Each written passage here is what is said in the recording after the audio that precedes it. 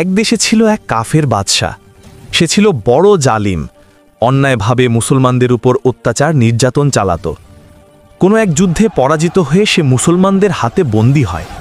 মুসলমানগণ তাকে শাস্তি দেওয়ার জন্য বড় একটি পাত্রে ফেলে আগুনের উপর রেখে দিলেন।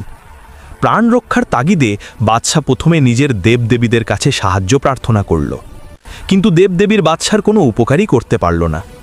নিরুপায় হয়ে বাদশা আল্লাহর উপর ঈমান এনে লা ইলাহা ইল্লাল্লাহ এর জিকির করতে শুরু করল।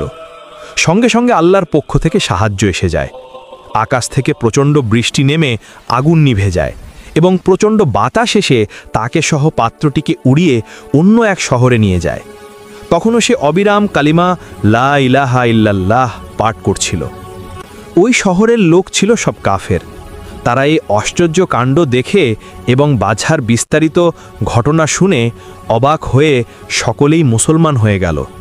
তাই আমাদের উচিত আল্লাহর উপর ঈমান আনা এবং সকল বিপদে তার কাছেই সাহায্য চাওয়া।